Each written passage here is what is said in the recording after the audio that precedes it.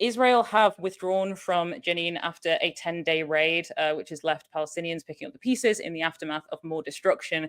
But just tonight, we've had reports from Wafa news agency that Israeli forces have shot dead a 26-year-old American-Turkish activist in the Palestinian town of Beita in the West Bank. In the usual Western fashion, the White House have said that they are deeply disturbed by what they've heard, but they also need to investigate it properly to see what's actually happened. Palestinian medics, for their part, have said that the activist, who was of Turkish origin, was shot in the head and died at hospital. It is always interesting how deeply disturbed our politicians continue to be when the things that have been happening for months now continue to happen. David Lammy, for example, will be deeply disturbed to know that the F-35 fighter jets, exempted from his limited suspension of arms licenses earlier this week, advertised as the most lethal fighter jet in the world, have in fact been used to conduct a lethal attack on the people of Gaza. Almost concurrently with his reluctant announcement of the suspension of just 30 out of 350 arms licenses the UK are currently supplying, the Danish outlet Information definitively confirmed the use of the F-35 in the Israeli attack that killed 90 people in a designated safe zone earlier in July. Now, media publications like The Telegraph are very angry at Lammy for his new anti-Israel stance. But for other groups, this limited suspension is nothing more than an admission of guilt. Exempting parts for Israel's F-35 is utterly outrageous and unjustifiable. These are by far the UK's most significant arms supplies to the Israeli military. And just today, we've had confirmation that they've been used in one of the most egregious attacks in recent months.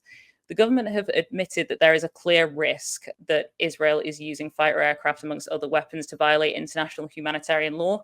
So how does this clear risk not apply to the F-35s? The campaign against arms trade aren't the only ones that are angry. Here, we've also heard from Amnesty International, who've criticized the move. Now, they have said the government is nevertheless continuing to risk complicity in war crimes and apartheid and possibly genocide by Israeli forces in Gaza. It's a tricky spot to be in for David Lammy. He's trying to walk the party line. He's trying to not risk being held individually responsible as a state politician for allowing UK arms to be engaged in acts of genocide. There's a lot that he has to weigh up, right? Davey, what are you feeling? I feel absolutely no sympathy with David Lammy whatsoever, because ultimately one of the first things that he did when he was announcing the suspension was to say it was unfortunate, confirming that he's doing this against his will, despite the fact that there's clear evidence that these arms are being used in literal war crimes. Additionally, something that is still hotly debated was the fact that he also stood at the dispatch box and confirmed that he's a Zionist, which I think, you might as well stand there and say, I'm prejudiced. Yeah, like I'm proudly standing for the country that's committing these war crimes. And the question that we have to ask ourselves is, why is international law so important unless it's our allies that are violating it? It's absolutely insane.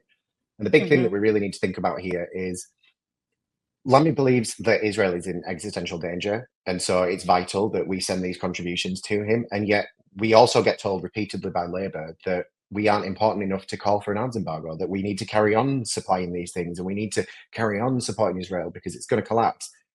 But they also need our arms.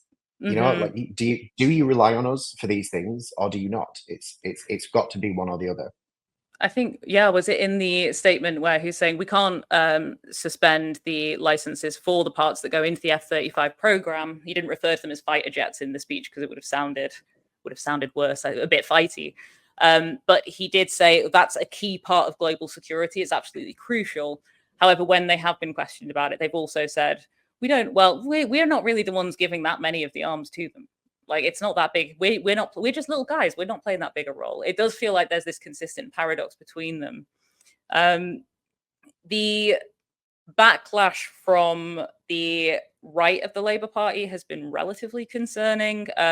It feels like what he's done in this statement is make it very clear that he's going to do everything he can to not put any kind of sanction or embargo on Israel, but also still do it anyway. I feel like he's put himself in the worst possible position. I think that kind of typifies David Lammy, is that he's taking both, like, he's like, what's the phrase, is the cat alive or dead? He's that kind of politician where he's playing both sides. I'm glad to see you're struggling with it too. I was like, it's not Chekhov's cats.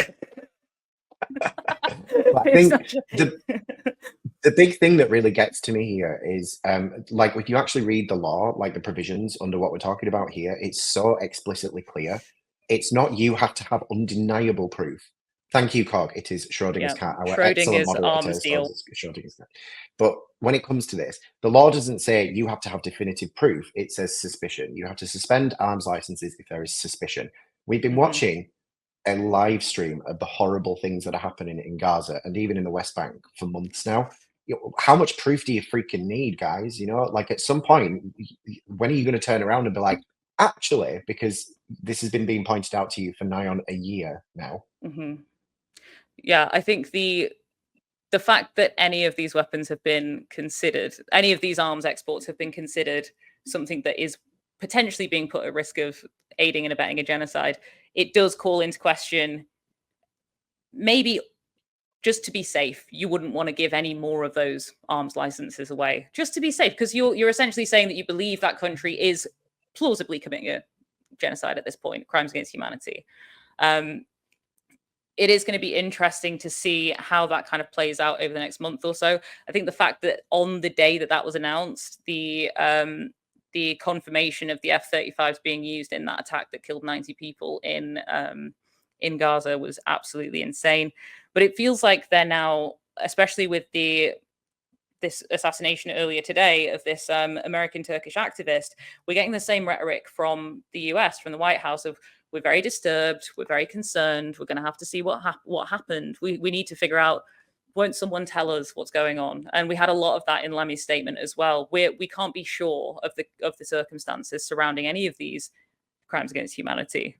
I just don't know where we get a way out of this. I think the big problem that we're looking at is the long-termism of it all. Like one of the things that I think we talk about, a lot together is the short-termism of British politics. And the concern is, like one of the refrains of people that we constantly speak to about this is, this isn't a genocide. No one said it's a genocide. It took 14 years, was it, for them to rule that the Bosnian genocide was in fact a genocide? We're less than a year into this. We're not going to be able to officially declare it a genocide for more than a decade, but we have our eyes and we can see where this is going. And ultimately, I don't want it to be a genocide. So the point is, if that's where it looks like it's going, perhaps now's the time to be like, may I interject?